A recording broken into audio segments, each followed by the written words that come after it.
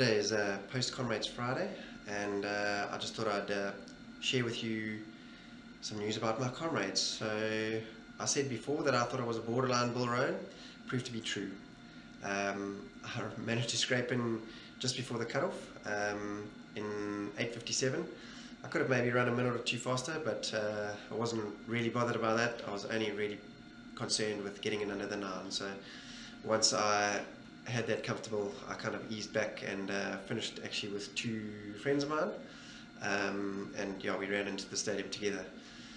And one of the things I wanted to share in this video is basically what made my comrades successful. So obviously there was a lot of preparation that went into it. I did from January until Comrades Day, I did just over 1,600 kilometers of training, and there is no substitute for mileage when you are preparing for Comrades. It was obviously also quite well structured and built up nice and steadily, and I had good taper. One thing that didn't count in my favour though is that I did get sick. You can probably hear now that I'm a little bit sick. I was getting sick before Comrades, and if I could have run on Tuesday or Wednesday of Comrades week, I think I would have done even better. But yeah, as it turned out, I had to run with a bit of kind of upper respiratory tract in my sinuses and things like that, but nothing in my chest. And then I could feel on the day that it was working its way down into my chest, but still managed to run well enough to get my first bull roan. And yeah, the strategy that I think worked really well on the day, number one, a lot of experience paid off. So I knew to hold back in the beginning. We started running obviously at 5:30 in the morning. Within a pretty short distance of the start, there was a group of about 5 or 6 of us who kind of trained together fairly regularly, and we know we kind of all similar strength runners, and we were all aiming at the sub 9. So I felt pretty comfortable running with those guys. However, it was actually when we were running down poly shorts, I decided to go it on my own and run my own pacing strategy. They all ran off ahead of me, and out of the 6 people that were running together, I was then kind of the 6th of us on the road, and ran my own pacing strategy. A friend of mine who also paddles quite a lot then caught me from behind. He had also started in C batch, but was a little bit behind me. He caught up with me pretty much thereafter, and he's a better runner than me, but his training has been a little bit injury hampered. And he chose to stick with me for most of the day, and he also bore the benefit of a little bit of experience and managed to scrape it under the 9. And if you call it, so if you call that 7 of us that kind of started together, there were only 2 of us that ran a sub 9. So the pacing strategy really paid off, and that pacing strategy was a negative split. I ran through halfway in 4:32, and my finishing time was 8:57. So that means my second half was a 4:25, so a negative split. And the profile of the Comrades Marathon really does lend itself to that. If you can save your legs and be fresh enough at the end that you can still run on the down run, all the descent at the end really does mean that you will run faster if you have the legs to do it. So I've finally proven to myself that I can do it. I have tried before. I've given the sub 9 barrier a serious bash twice previously. Once was in 2013 in that really hot year, which I ran for far too long of that day, very hard, feeling good, and in the end the heat did take its toll. But in 2016 on the down run I also had quite a good bash at a sub 9, but kind of ran out of legs a little bit, and when you start to lose time, when you do run out of legs, you really do lose time hand over fist. So maintaining that freshness and being able to run at the end is really important. So I'll take you through how I was able to do it. So we'll start just looking at my overall position throughout the day. Remember, I ran a pretty constant pacing strategy, and you'll see there that my overall position drops dramatically throughout the day, despite the fact that I'm running a pretty consistent pace. As you can see now, my average speed, obviously in the beginning I was standing still for about 1:40, which gives you the slow average speed in the beginning, but then it stays constant. And you can see here per segment, I really was able to take advantage of the course where it wasn't so difficult and took the ups a little bit easier, which is what gave me that overall position of 2,885 at the end of the day with a pretty consistent pace. Now, it just shows you how, if you know the route and you take advantage of the profile and you run consistently, that you really can get a good time at the end of the day and you overtake a lot of people. This is all of my GPS data, which shows how pretty consistent my pace was and how consistent my heart rate was without hardly any ups and downs throughout the day. Here you can see my average speed and pace and all of that with all the climbing statistics. And the real golden nugget to grab there is that my average speed was actually 550 per kilometer, although at the finish line my average speed is 558. So here you see my halfway time at 4:32. That is actual halfway, so that means I ran 4:32 and 4:25 to get to the finish, a negative split. Here now you see my heart rate trace, and what I'm trying to show you here is how I really looked after myself through the day. So the grey line is the elevation profile and the red line is my heart rate.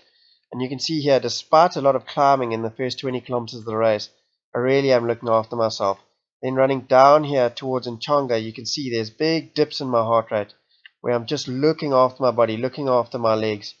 Coming down Hillcrest and Fields Hill now, you can see again a big dip, where I really am, although I'm using the profile, I'm looking after my body. I know what's coming later in the race. Now adding the blue line, which is pace, you can see in the first part of the race, I really am not worried really about how fast I'm going. I'm just looking after my body, not worried too much about the pace. Again here, coming down in Changa and then climbing the toughest part of the route. Now we're going down Bothas Hill again, and you can see there's a big dip in my heart rate, but my pace does not really increase too much as I go down the hill. So I'm just looking after my legs and saving it for later, where it will pay off. Now we're coming down Fields Hill again, just to show that there wasn't really a pickup of pace. I learned 2 years ago not to do that. Now these are the splits for the end of the race. So that kilometer 72 that you can see at the top there, that 6:46, is going over Cowies, where I had my last planned walk. From there I was pretty much able to run the whole way. I didn't walk again, and you can see my times are pretty fast compared to my average speed, which gave me that fast finish, which brought me in under the 9-hour barrier. I learned that I could do that 2 years ago, but I had cramped earlier and lost too much time to make it back up again. So you can see here from the top of Cowies, I really was able to pick up my average speed. I was still able to run pretty fast. In fact, I caught and overtook the 9-hour bus. And then obviously had a little bit of slower time going up those hills through Westville and then up to Tollgate. But I did not walk, and I was able to keep my average speed up. Then at the end, I was actually comfortably, knew I would be under the 9 hours and was able to relax a little bit. And then drop off a little bit. And not be worried about the fact that I would make the cutoff. So here you see my cadence, and you can see a gradual increase throughout the day. Actually, it's just a gentle upward trend, not dramatic, but I was able to keep my speed and effort up. So having learnt in all my previous comrades just how difficult it is to maintain your running speed in that final 20 kilometers, I knew that going for the sub 9-hour barrier, that would be the crucial part of the race for me. In the end, it was a combination of a few things. It was obviously my route knowledge and knowing where the most difficult parts of the route for me would be and where I could take advantage of the route profile. And how my body would react and respond, having tried before. Being 90 kgs and being heavy, the downhills take a really heavy toll on me, so I have to be careful of those. Obviously the training mileage I did, which was just over 1600 kilometers, cannot be underestimated. It was very important. And the combination of those two factors and the way that I felt on the day gave me the confidence to just hold back and hold back and hold back. Hoping that I would have the legs left in me to run and make up the time that I needed to at the end. So yeah, as I said previously, I've really crawled along in the final kilometers of the Comrades Marathon. Being 90 kg heavy runner, although I'm very lean, it becomes very difficult to move my bulk. So it's almost impossible to maintain speed. So I knew that to be very important. I knew that the run from Cowies Hill to the finish would make or break the time barrier that I was going for. it's extreme. No matter how heavy you are, it's extremely difficult to carry your weight once you run past 60 kilometers. So yeah, for a guy of 90 kgs or 200 pounds, I think it is, you know, it really starts to hurt if you run too hard and you go beyond what is sensible. So my tactics on the day meant that I was actually able to pick up my effort level. So you saw that increase in running cadence. I actually ran harder at the end than I was at the beginning. That actually started for me on so the first part of Cowies is fairly steep, and then there's a little kind of a false crest where you're still running uphill towards the summit, but it's a steady gradient, and that is actually where I decided that I had enough left in the tank to be able to go from there. And then I kept that effort up until I knew I was safely able to go under the 9 hours. Obviously though, saving a bit of energy for all the little ups that I still had to run. That meant from pretty much 13 kilometers to go, I knew that I could back off a little bit, and then I just ran the little ups, like up to 45th cutting, running up from underneath the bridge where you turn onto the N3, then up to Tollgate. I just put in a little bit more effort, didn't walk, and just to try and keep up my pace.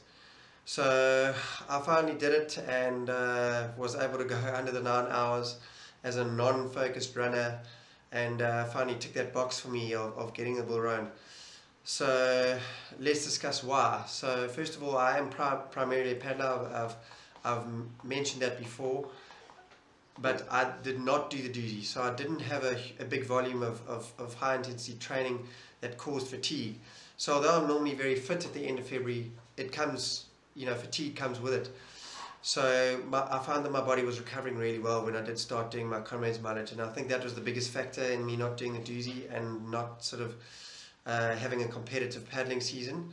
My training, although I did do the other biggish canoeing events like the Master and the Drag Challenge, my Comrades was focused on, my training, sorry, was focused on Comrades Day. So yeah, that lack of fatigue did really help me, and I hardly had any days where I woke up feeling tired. I think I only had about 2 or 3. The week following my peak week of training, I had a couple of mornings where I woke up feeling a little bit tired, but on a scale compared to what I've had in previous years, I really did recover really, really well. My running went better than it has ever gone as a result of that recovery. I ran a respectable qualifier of 3:34 in late February, which is my marathon PB, although I don't really like to talk about marathon PBs because I've never really focused on running a 42.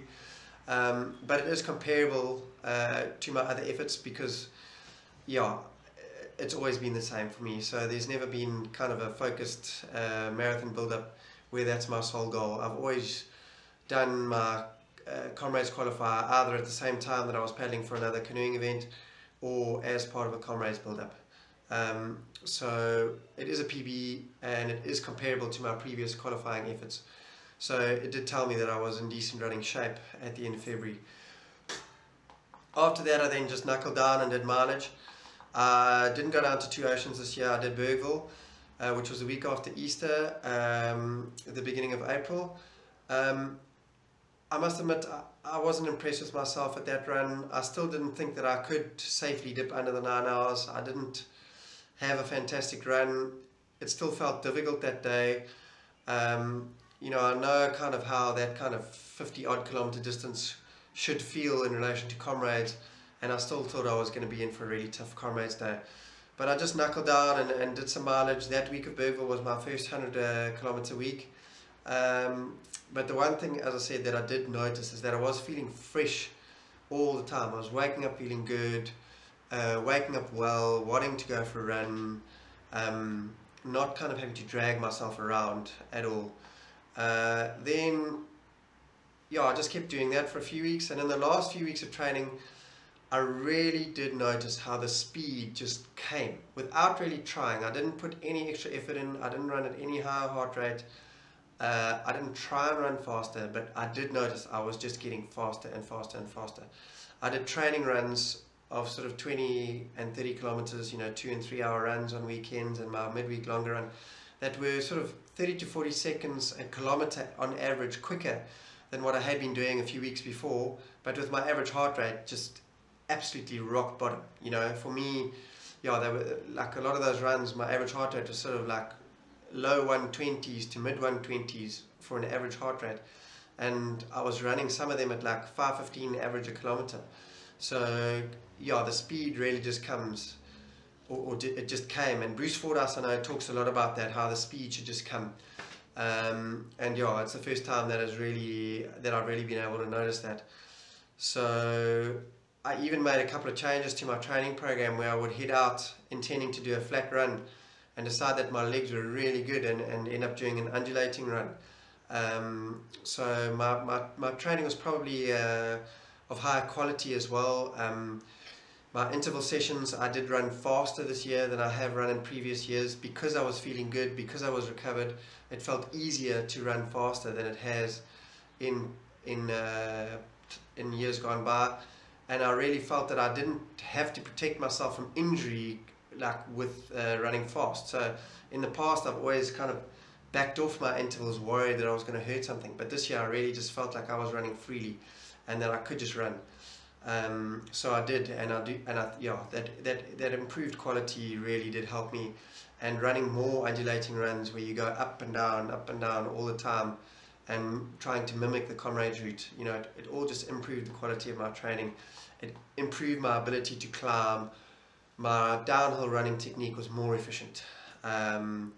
So yeah, and I did notice that I really was flying. Like when I was doing intervals, my Strava was telling me I was doing PBs all over the show, and those last sort of 5-6 weeks leading up to Comrades, I could have run a PB at any distance, but I didn't. I just stayed patient and I waited for Comrades Day. You know, Comrades really is a selfish lady.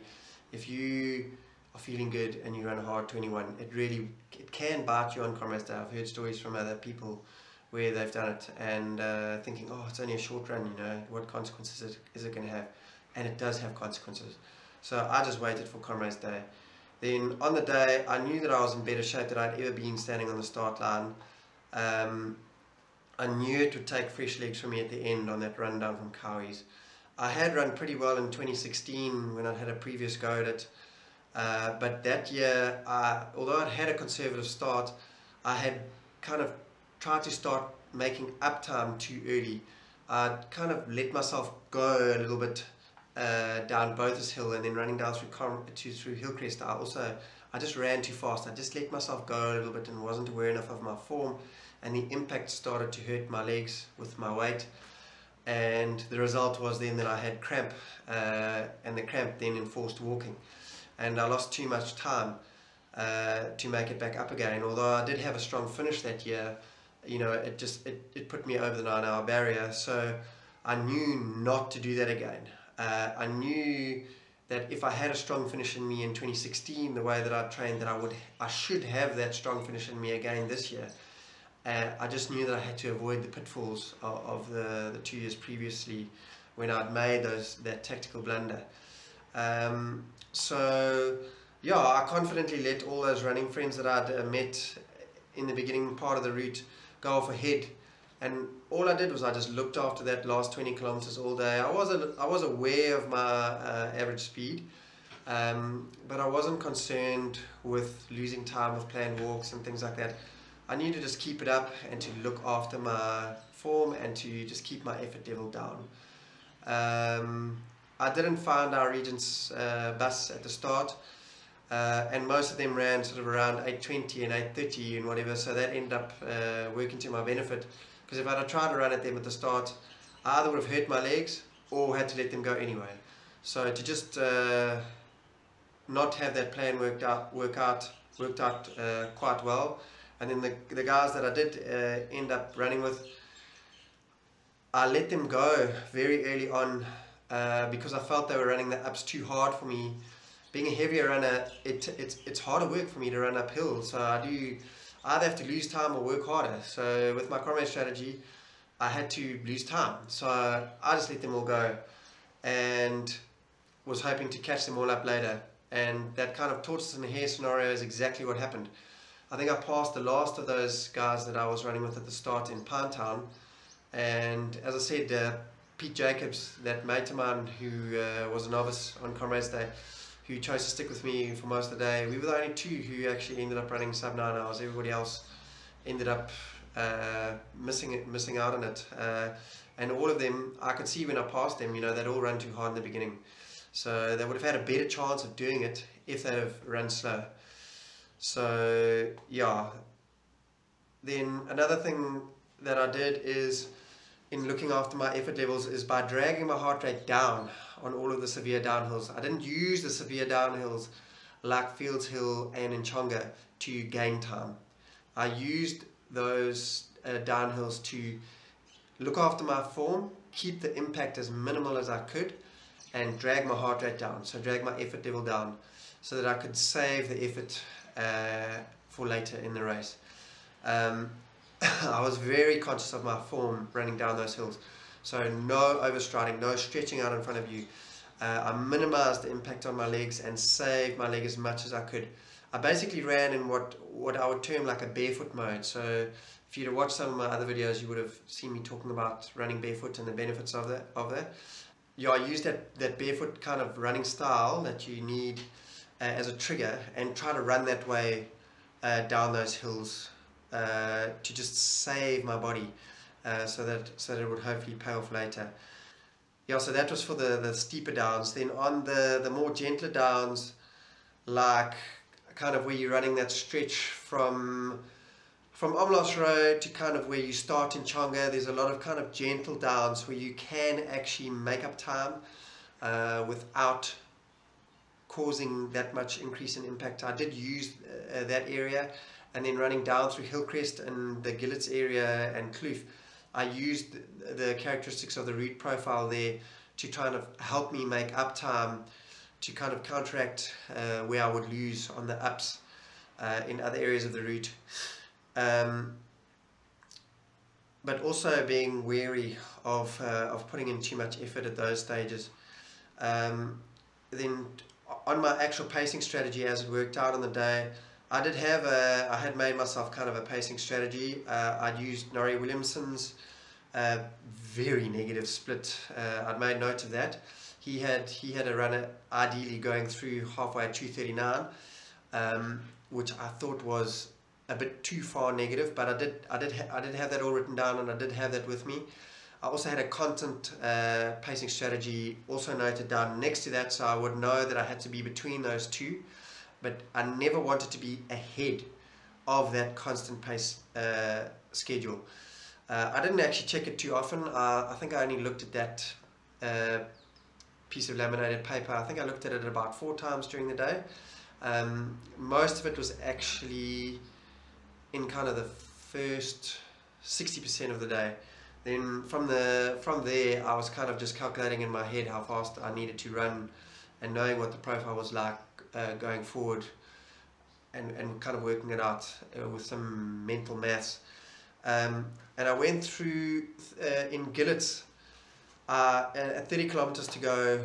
I had 2 hours and 56 minutes left to run the remaining 30 kilometers. So on a constant pacing strategy, that had me more than 4 minutes behind, so it's actually about 4.5 minutes on a constant pacing strategy.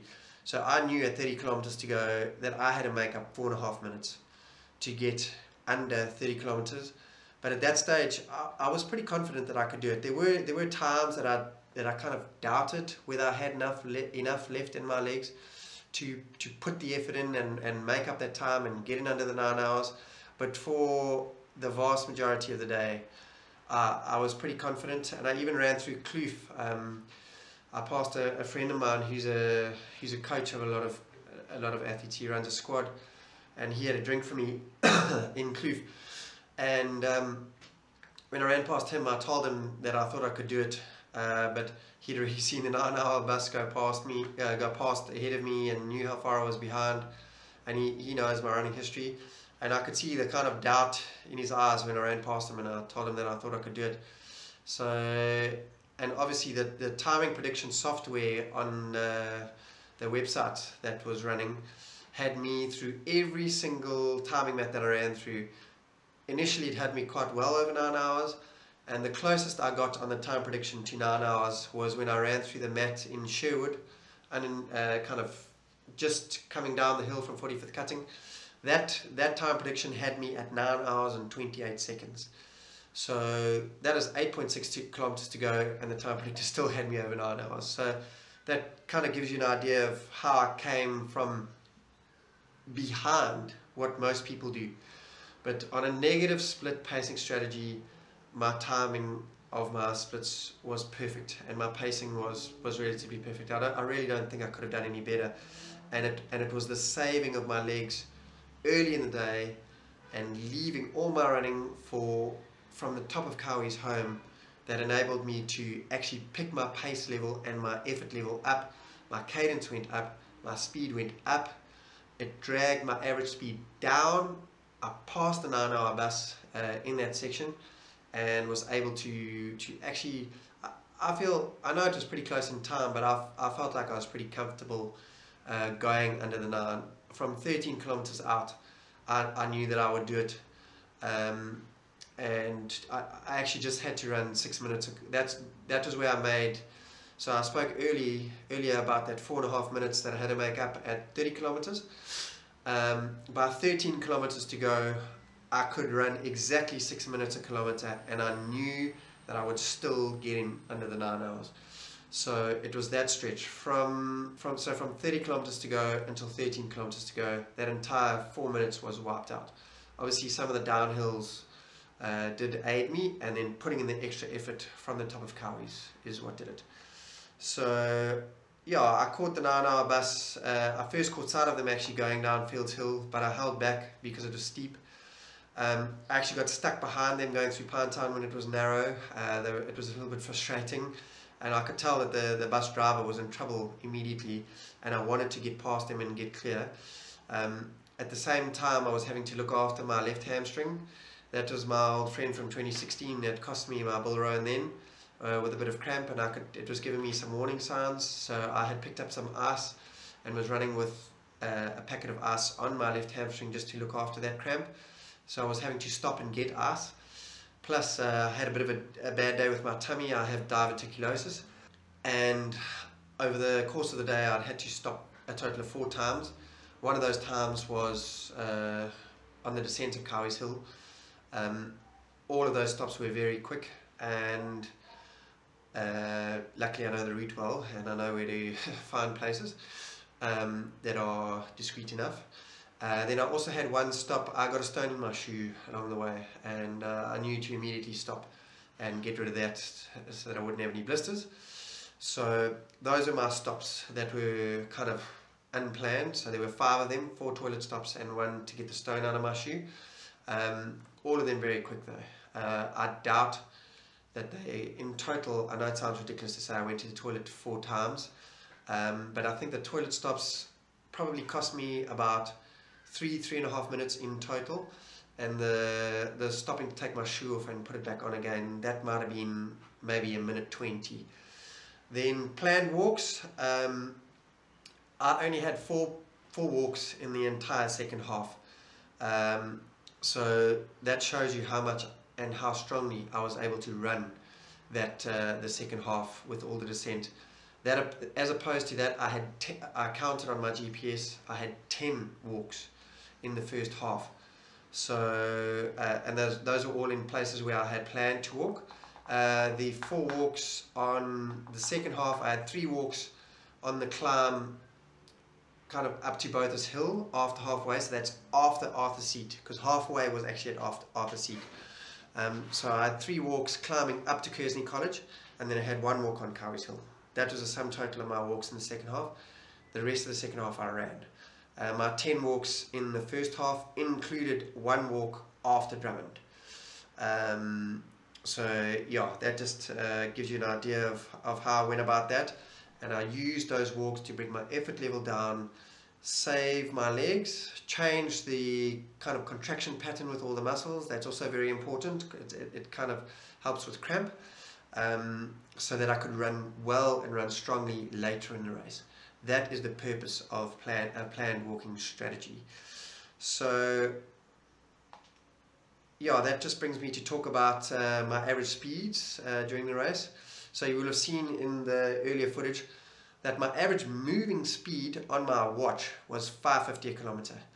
So when you have, I've spoken about all my stops and that, and when you, that's inevitable on a Comrades day. You know, you're going to stop to see somebody on the side of the road, or stop for the toilet, or sort your shoe out, or whatever. You are going to lose time. So when you're planning kind of what speed that you've got to run, I had to run at 550. Was my actual running speed. So you've got to allow for that with your training and what you anticipate doing. Then my average speed that my watch gave me was, including all the standing still, which obviously includes the start. It took me about a minute 15 at the start before we started moving, and we crossed the start line at a minute 40 from C-batch. So yeah, you obviously lose time there, which isn't actually that significant, but it does count if you finish in 9 hours and 1 minute. And then obviously my stops I lost. So my watch gave me an average speed, including those stops, of 553 to get in under the 9 hours. Now, if you worked out the race distance and worked out your average speed needed to get under 9 hours, you would have worked out that you would have had to do a 559, but that, you know, some people run, if you'd run a 559.7 average, you would have been over the 9 hours. If you'd run a low 559, you would have been under. So call it 558 to be safe. So your GPS always overreads. You can't rely on the figure that your watch is telling you for your average as your true average. You've rather got to use the kilometers to go marker boards. On a race like Comrades or Two Oceans or most major races, they are accurately measured to IAAF standards, so you should be able to use them. So use those rather to work out where you should be in terms of your pacing, and you will have to run faster than your kind of calculated average required speed. So you've just got to allow for that. As I say, yeah, with me, my actual average required was 550. My watch gave me, so that was actual running. Total, including all my stops and everything, my watch gave me 553. However, if you work out my time over my distance, it gives you 558. So there's a 5 second per kilometer difference. And that's kind of what I would work out on average that you use as your error when you're working out your pacing strategy. So yeah, you've got to be prepared for that. And you know, like I know Norrie Williamson always talks about, if you're within 5 seconds per kilometer of like a target time according to your predicted pace, it's worth going for. But you can lose that 5 seconds per kilometer just as I've shown you with normal racing events on the day. So it really is a fine line. Yeah, in the end, it really was experience that had taught me all of these things. You know, I'd heard them all before from clever people like Lindsay Parry and Norrie Williamson and lots of other runners. But yeah, saving everything for that run from Cowies to that point in Westville at 13 kilometers to go is what got me my Bull Roan. And yeah, I'm pretty chuffed with that. It's a big bucket list box ticked for me. A running friend of my mom's, Tim Blankley, he ran 20 something silvers and he got quite a few golds, and his Comrades number is number 47. He once told me that the fastest I would be able to run Comrades would be about 9 hours because of my bulk and my weight, and I do think he's right. I've thought that for quite a few years. And yeah, I don't think, if I have another go at it, I don't think I'll probably get much faster. I'm not a focused runner. It's only really a few weeks in the year that I can turn my attention specifically towards Comrades. And at my very leanest, and I am a very lean guy, very ectomorphic, you know, lots of bones sticking out and things. And at 90 kilograms, ultra marathon is really not an easy thing for me to do. It's really not a game for heavyweights. So yeah, I'm pretty pleased with that silver rim around my medal. I even shed a tear when I saw my wife and my boys at the finish. For years, I've been able to run pretty good short distance times, and then I struggle with anything kind of beyond 35 kilometers when my weight starts to really hurt me, and I always get really frustrated seeing runners who are much slower than me finish far ahead of me in the longer races.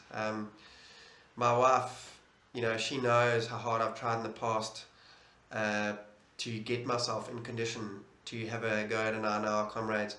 A few times I've had niggles along the way and I've had to back off and then sort of go for a 10-hour Comrades. And twice I've gone for it actually on the day and it hasn't turned out. So apart from myself, she really has the best understanding of what it's taken to get me fit enough to carry my 90 kilogram frame and run well for the entire 90 kilometers. And she's done Comrades herself and knows what it's like. She ran her first Comrades, in fact, faster than what I ran my first Comrades. So she knows what it takes. And when I saw her, I really was struggling to hold it back. I can't imagine what it was like for her to be waiting in that stadium. She'd last seen me in Pinetown, which was obviously kind of 2 hours prior to when I was due at the finish. She'd seen me still behind the 9-hour bus. She'd seen all my predictions on that app that they had saying over 9 hours.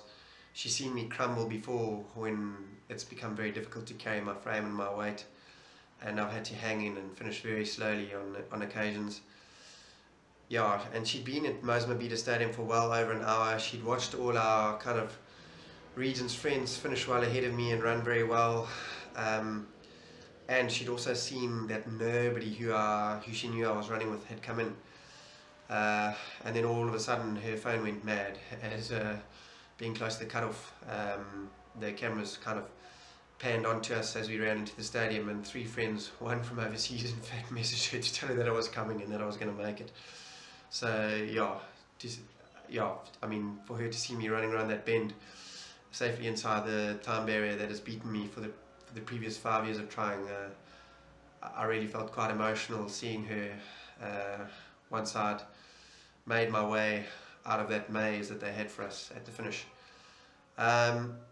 From now on, my goal with Comrades is just to get a green number. I've got 6 medals now, 5 bronze, 1 Bill Rowan. I'm not sure if I'll go for 9 again. If it ends up that I have a really good build up and I can feel that I'm in really good nick, I'll keep going with it. But for me, the bucket list is really ticked, and I've proved that I can do it. I know that I could do it again if I was able to focus on it again. But I strongly suspect that 10-hour bracket, where I know I'm pretty safe with the amount of time and effort that I'm willing to put into Comrades, is kind of, I can get there comfortably. So yeah, I might just stick with that. I really do enjoy my paddling, and although this year I sacrificed a doozy, it's highly unlikely to happen again. And if I put any effort into paddling the river season, it takes away from my Comrades preparation, lowers that fatigue on my body, and I'm perfectly prepared to live with that. So it's the next kind of box to tick for me is going to be my green number.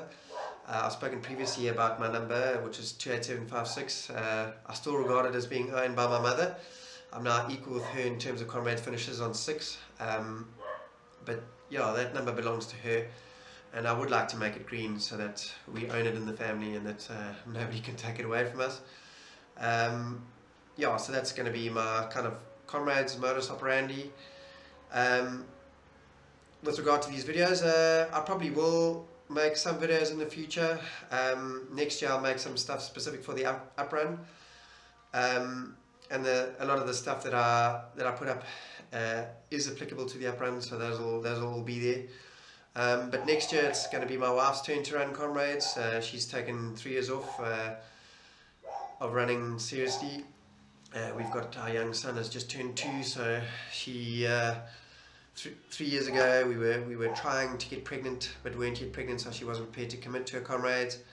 Then 2 years ago she was actually about to deliver my son, and I had everybody on standby to take me to hospital in case he arrived that day, that was my previous 2016 personal best. And then last year she was obviously breastfeeding and all that, so early morning runs were not really an option for her, so I did 3 in a row, and yeah, perfectly prepared to step back and let her have a go for next year. So I'll be on the side of the road doing all the seconding on the very long training runs and races, and on Comrades Day. With the boys along in tow, they really enjoy coming with, and my 5-year-old is learning what it's all about, and he's starting to understand why all the time and effort goes in, and he knows it's a long car journey from Randburg to Durban. He gets bored in the car, so I think he understands that it's very difficult to run, and he's seen me make it look difficult, so I think he does have some respect for what it takes. So I'll enjoy being with them and supporting my wife. Yeah, but thank you to those of you who introduced yourselves on the road. I think I met 4 people who came and tapped me on the shoulder and said, you must be Stu. So I really appreciate those of you that did that, and I hope I managed to help some of you along the road with Comrades 2018, and yeah, I hope you can go forward and use some of that knowledge to achieve your running goals. I'm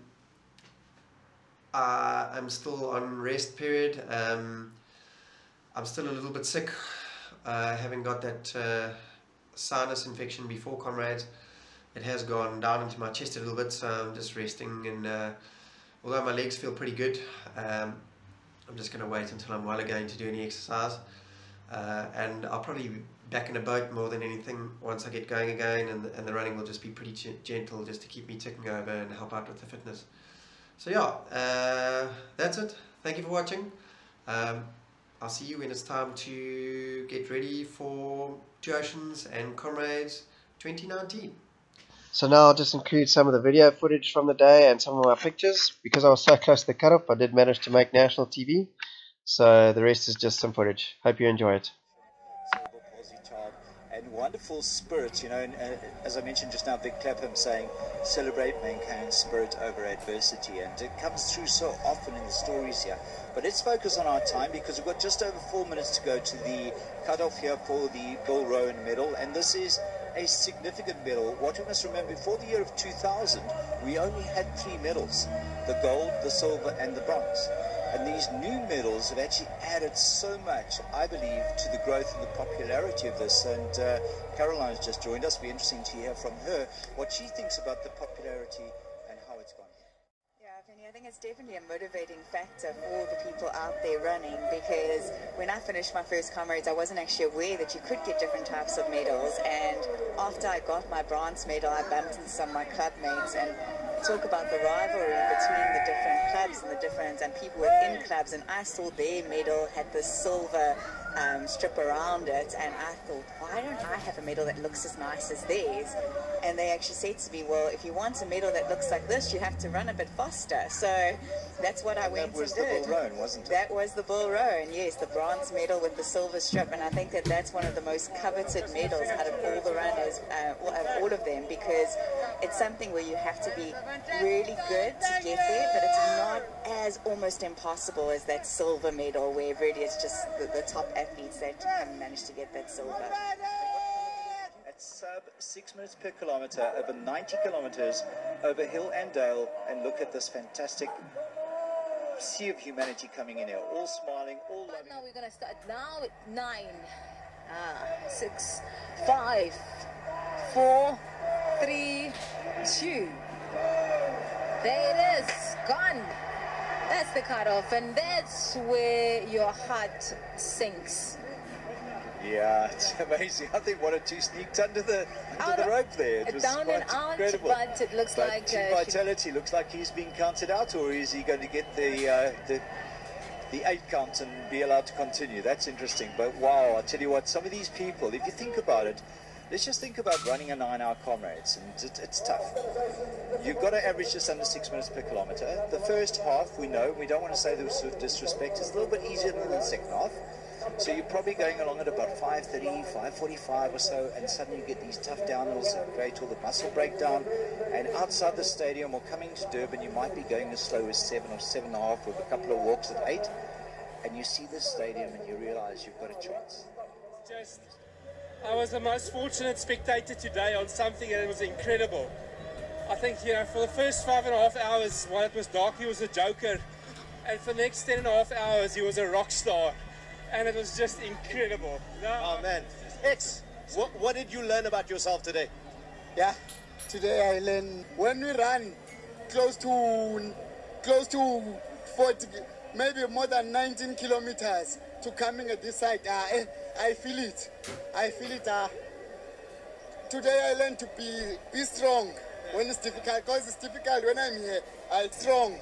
When it's difficult, because it's difficult when I'm here, I feel here, yeah. It's difficult, but I tell myself it's a pain. I'm supposed to feel it. I want to find out, because now you yet to get your medal. What is this medal about here? Oh, it's my father.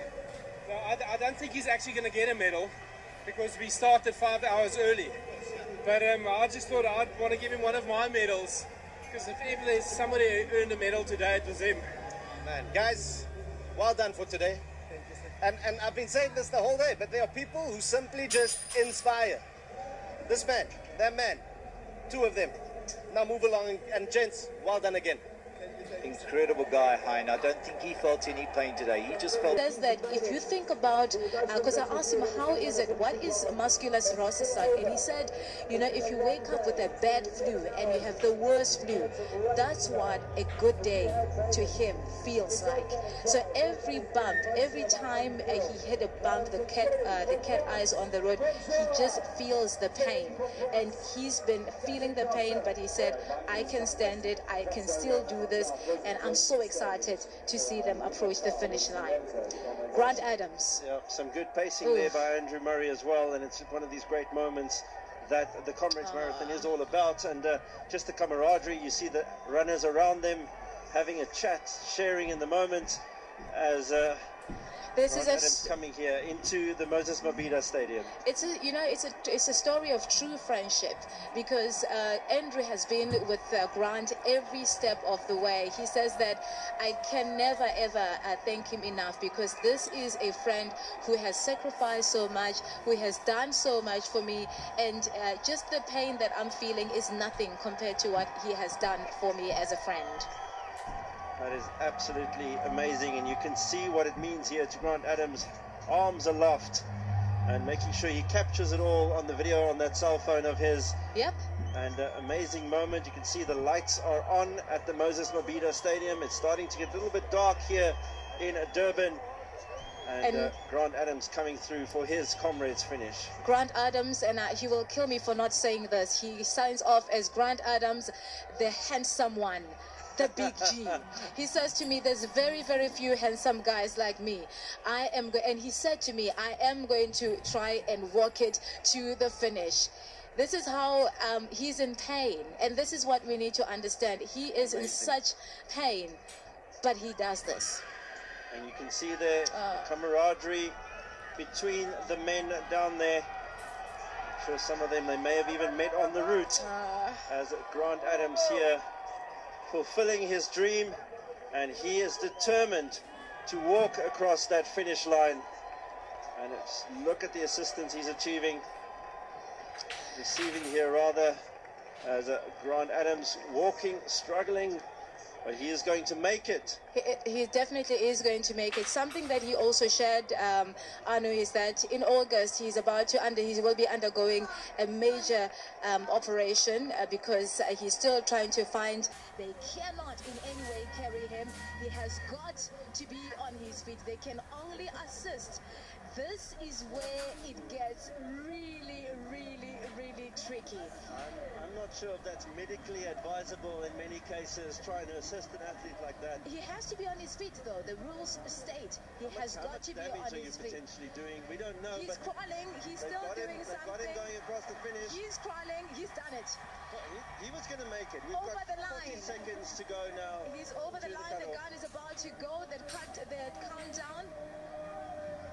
Well, if anything, he's looking serious and tense and nervous because he's going to be the most hated man in the Moses Mabhida Stadium in about 20 seconds. The gun is aloft. He's keeping his eye on the clock.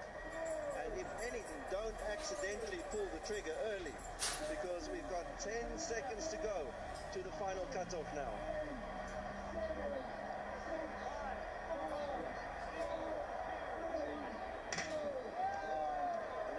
The gun, the final cutoff, the athlete's being closed off, and anybody who did not cross that finish line prior to the 12-hour mark will get the dreaded DNF.